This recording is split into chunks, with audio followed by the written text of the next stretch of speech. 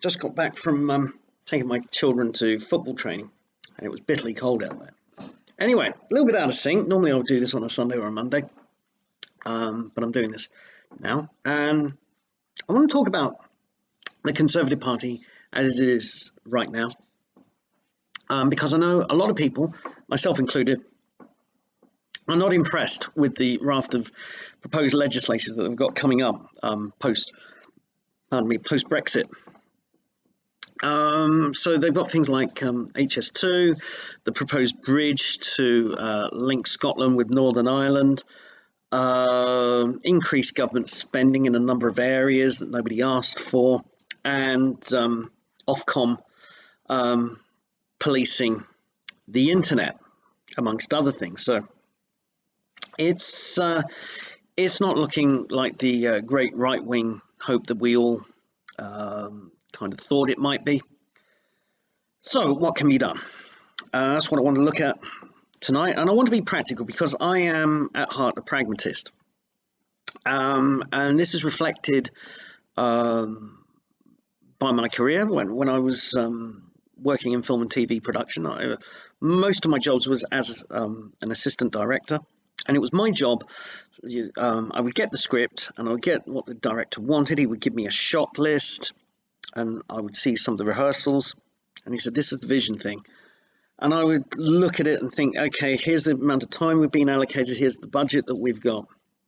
How can we all make this work? And sometimes you have to rein in the flights of fancy, and sometimes you have to take a little bit extra time to make an idea that's just on a piece of paper and in a director's head, and you have to think of ways you can practically make it work. And sometimes you have to say goodbye to a beloved idea. You have to kill the idea that the director likes the most because it's just going to jar or it's just not practical. And that's where I'm coming from with this. So let's have a look at some of the things that people have said to me of late, what they think should happen, how viable are these ideas, and what I personally think we can do to kind of save right-wing politics in the United Kingdom. I'm going to limit it to the United Kingdom. Some of this might apply also in other countries. But I want to focus on the United Kingdom because it's the area I know best. So I think the heart of the problem with this is that the Conservative Party have a monopoly on right-wing politics in the United Kingdom. I would suspect something is similar in America with the Republican Party, but at least there's a Libertarian Party. We don't have a Libertarian Party in the United Kingdom. So the Conservatives pretty much have the monopoly, and in the views of the voters, if you are going to tack right, the Conservatives really are your only option. Now, it recently hasn't always been thus. The main challenger on the right to the Conservative Party was UKIP, but UKIP was never specifically a right-wing party. It wasn't started as a right-wing party. It had that issue, getting out of the European Union. Under Nigel Farage, it had the trappings of being a right-wing party. He himself said that he saw a future where UKIP could become a UK libertarian party. I think that's where his political sensibilities lay with that, but that never quite came to pass because at first, when Farage was leader, there was a surge of support for UKIP, and that came primarily from disgruntled members or former members of the Conservative Party or former Conservative voters. And it got this reputation of being where all the really dry Thatcherites were heading to. But then that changed in the last couple of elections leading up to the 2016 referendum. It started taking support a lot from disgruntled Labour voters. And so it was never really a purely alternative right-wing party to the Conservatives. So that leaves, I mean, this has been mooted to me recently. What about the BNP and the National Front? Well, the National Front, you know, that's really yesterday's force. I mean, it is something that belongs in the 60s and 70s, to be frank. And the BNP was a kind of more recent successor But the problems with that is that I don't consider them to be properly right-wing political parties, because if you equate being right-wing with capitalism, with individual rights and freedoms, a small state, low taxation, they're not the parties to do that. These are ethno-nationalists who believe often in the power of a big state to wield a big stick, particularly aimed at ethnic minorities. So there are thugs. I mean, Nick Griffin was filmed at a meeting telling BNP members to go and grab a stick and whack a certain minority race, which I'm not going to mention because I don't want this video taken down. But you're dealing with thugs, and you're dealing with people who aren't particularly right-wing. So I don't think that's an option. Now, people have mooted something that's new, something UK version of the Groypers, headed up by somebody called Mark Collett. But this is somebody who sails very close to Nazis and fascists. And again, it's the ethno-nationalism card. That's not viable. You know, your average right-wing voter is just not going to go for that. So we're left with the Conservative monopoly. And how to deal with that? Well, one way you can try and deal with it is to create a whole new political party. That's probably what's going to have to be done. Now, I know Peter Hitchens is fond of saying the best thing is for the Conservative Party to be destroyed, but he never says what's going to replace it. And I know this view is echoed elsewhere on the right. And now I'm not saying that is an idea completely without merit. When you have a group that is entrenched for so long and holds a monopoly, sometimes it's a good thing to break up that monopoly, because it feels no external pressure on the right. There's no, with the implosion of UKIP, mainly due to infighting, and UKIP hasn't really recovered from that. It's feeling no pressure from the right. So all the pressure it feels is from the left, and hence why it keeps attacking left, because at the end of the day, the Conservative Party wants to survive. It's an organism, it wants to survive, and it will do whatever it thinks is necessary to survive, even though that may be a very bad or unhealthy thing. So when it feels pressure from the left, and so it feels a need to tack to the left, even though in reality it shouldn't. But that's because nobody seriously, nobody credible, and nobody well organized enough is steering it in pulling it back in the other direction. I'll get onto that in a little bit.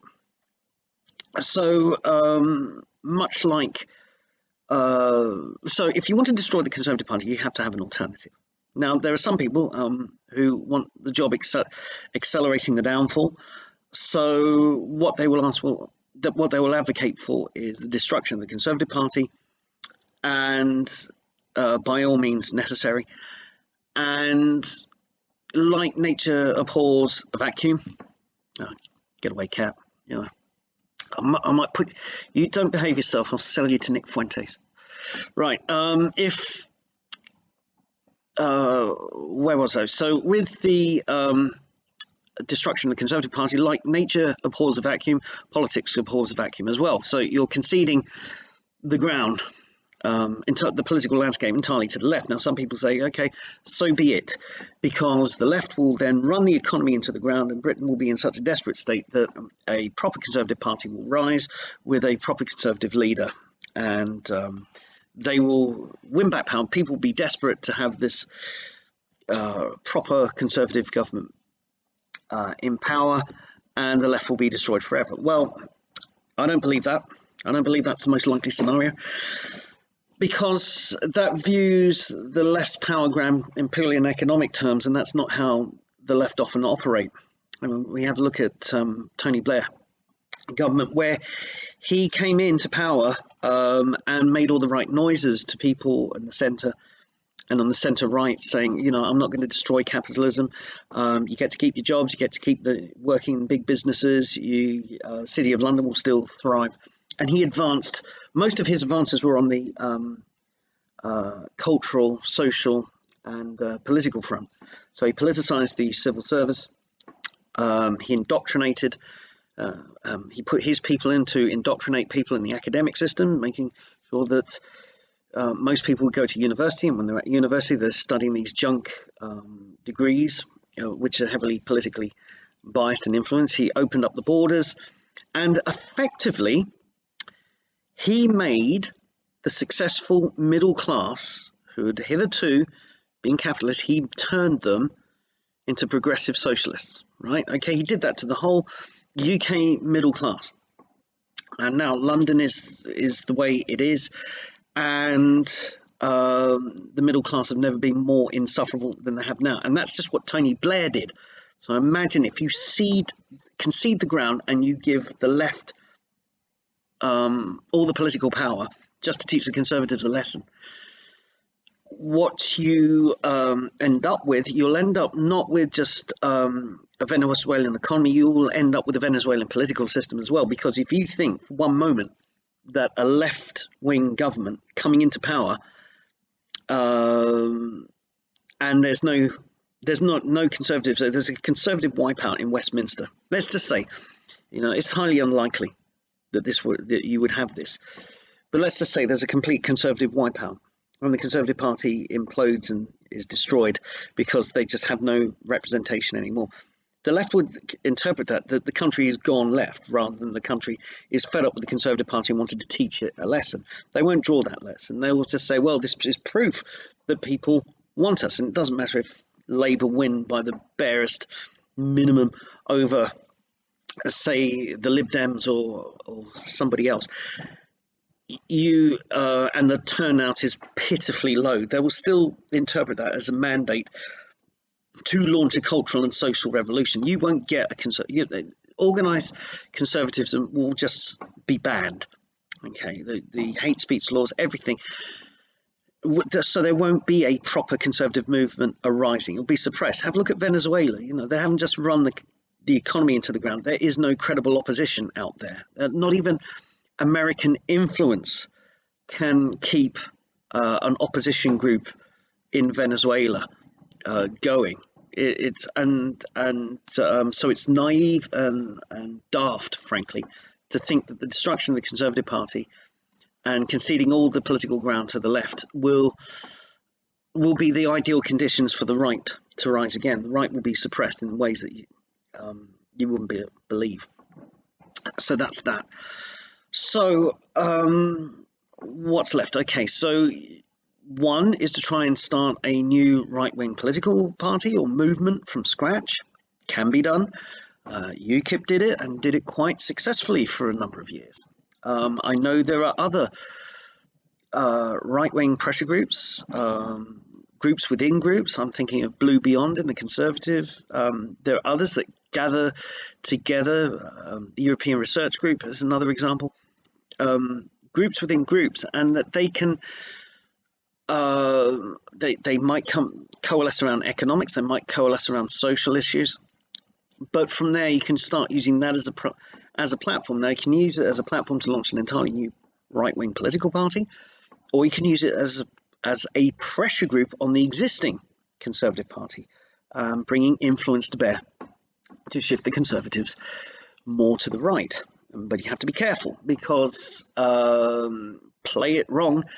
And remember, we've got thanks to Blair, we've got this entrenched academic and media class, and the middle class are effectively infected with progressive socialist policies. And they will call you a Nazi, they'll call you a fascist, and all that and whatnot. So you've got to play it smart, so that when they accuse you of these things, it's just a baseless accusation. Don't let there be any real grounds for it, because when leftists screech and say fascist, fascist, fascist, we've found this out in the last election, in fact, last few elections, that normies don't like that. They're not buying into that. They don't buy that people are fascist because you just point a finger at them and go fascist.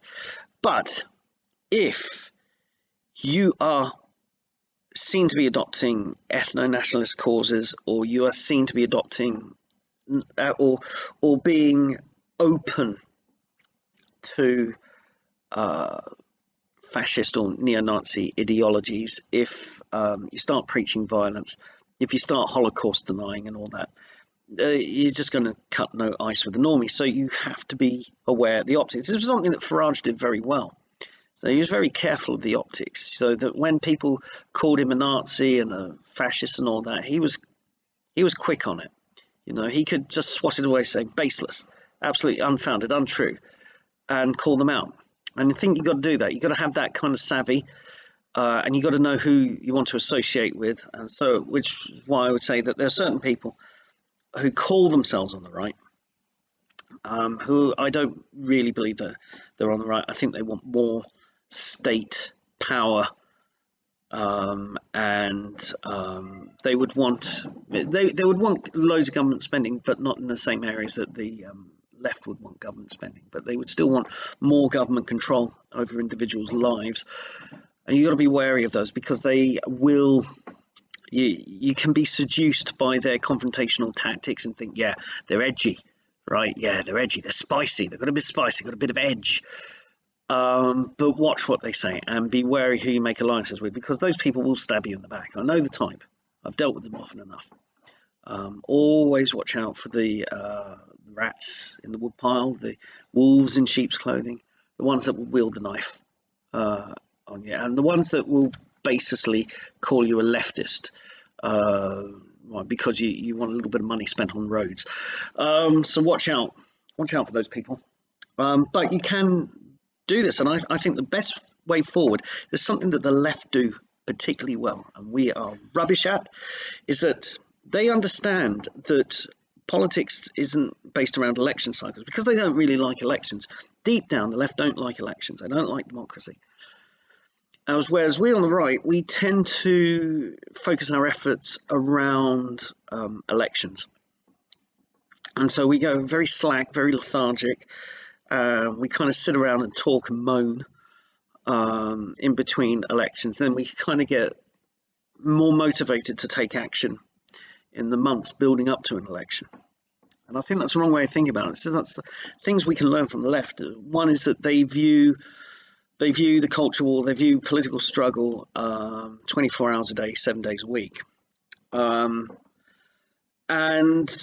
you got to think, if we want to be effective, then you have to adopt something similar. You are constantly pressuring. So I'll give you an example. After the 2019 general election, there was a feeling of, we've got the job done, and now we're heading towards Brexit on the 13th of January, and there was a kind of foot off the gas attitude. What we should have been doing then is like saying, right, now that we got this is what we want, we want this. And so sort of that's not the time to slacken off, that's the time to step on the gas. And the left do this particularly well. Okay, this is why they were so well prepared after Ed Miliband stepped down as Labour leader. Momentum was able to organise quickly, because they weren't thinking in terms of election cycles. They were thinking, let's get our man as Labour leader, and then we can start being activists constantly. And you've seen this in Britain and America, the constant activism. This treadmill, they never get off it. And they're very good at forming groups, and they're very good at getting into the ears of people where it matters. So they've got a pipeline to the Westminster Parliamentary Party, they have a pipeline in academia, and a pipeline into the media. You think that Ash Sarkar keeps getting booked on TV shows because a news producer thinks, well, it's good to have a spicy alternative voice out there. No, it's because she knows people, and she's made friendships, she's made contacts, and she'll be as nice as pie to news producers, so they'll want to book her because she's a little bit spicy and she's so nice to work with. And so this is something we on the right need to do in return. We need to have pipelines into the parliamentary parties. We have to have a pipeline into academia, and pipeline into the media.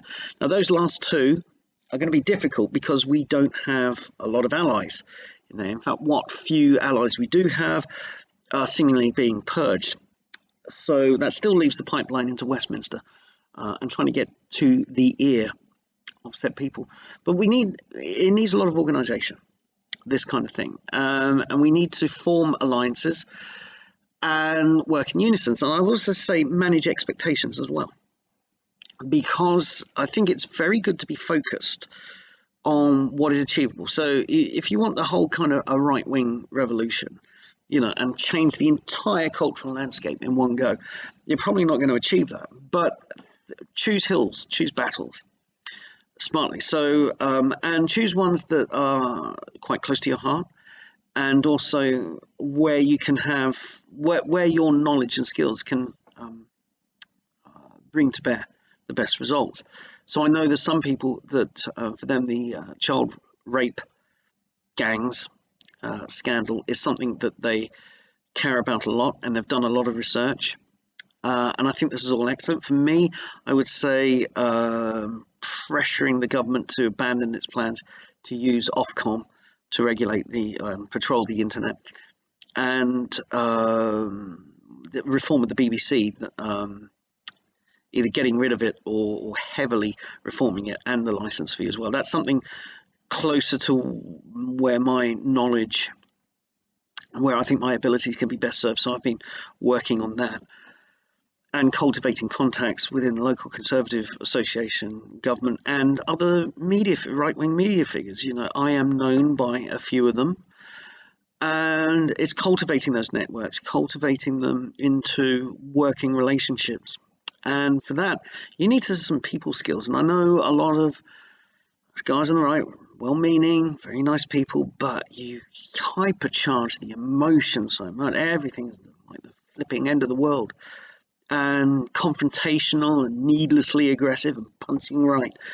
And maybe you're good at identifying problems and thinking through problems, but you're not the best person, probably not to be practical and to work those relationships. This was somebody like as loathsome as, say, Tim Squirrel, for example, Aaron Bastani. They can be charming when they want to be, and they can be charming to the right people. And that's what you need to do. Sometimes you need a massage.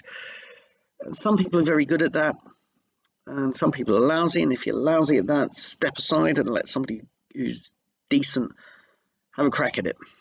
But certainly join in groups, work as a team. I know that's an anathema to a lot of people on the right who view any kind of cooperation, collaboration, or teamwork as collectivism, and therefore of the left. Well, you're just going to have to knock that idea out of the park, because it will require some degree of collaboration and working together, because that's how you're going to impress people. You're not going to get on television by being the person who jabs fingers and yells abuse. I've seen the backlash to Terry Christian on that, but again, Terry Christian has friends. He's got pipeline into the media and various left-wing organizations. That's why he can get away with it. But if you're just somebody off the internet and you're behaving like Terry Christian, jabbing your finger and hurling abuse, people are just going to shut down. They're just going to shut down. They're not going to give you the time of day. So yeah, those personal skills are going to have to come in handy, and you've got to find people who can do that. Manage your expectations, form pressure groups, constantly pressure the party, and turn a group that you've done, use that as the basis for something bigger. Now, to think that you can go from 0 to the keys of number 10 and Westminster in one go is unrealistic. UKIP took years to get to the position it did, and it was very good. And you've got to, so maybe not Westminster today, but local councils. And when you're in local councils, it's where the BNP failed. Big areas that the BNP failed. It was they got elected, some of them got elected to local councils, and they screwed up when they were there. They were absolutely useless local councillors. So if you are going to go down that route and you have a political group and you win seats in a local council, you've got to work at it. It's a job. And do a job well, and then people think good of you and your organisation, and they'll be inclined to trust you with more votes, and you sort of build up. Bit by bit, you build up, and then you build up to a point where the media can't ignore you, and then you have to come across. You've got to watch the optics, and you've got to watch who you work with, because you do not want a kind of dishonest, backstabbing people who say one or two things that you might agree with, but deep down, they don't like you, and they'll use you and then stab you in the back because you're not pure of thought like they are. So you've got to watch out for those people and don't admit them into your ranks.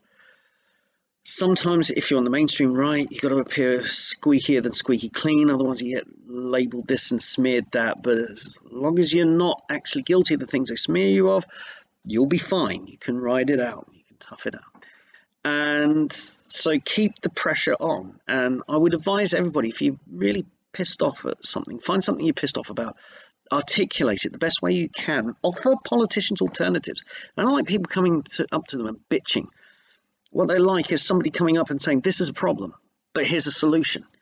This is a problem. And if you pursue it, you're going to lose a lot of support here. You've got to come across as rational, sensible, somebody who's it'll be worth their time listening to. So with that in mind, I would advise everybody to get out there and keep the pressure on. And because if you sit around waiting for the Conservative Party to implode, that probably won't happen. And if it did, the consequences of that won't be pleasant. That's putting it mildly. But so either form a pressure group and turn that pressure group into a political movement, or form a pressure group and keep just pushing in the direction you want, sort of drag the great lumbering beast. And they're the realistic options, and I think you've always got to keep it realistic. And on that note, 26 minutes, I'm going to say that takes the biscuit. This is actually one I started on earlier, so keep a happy face.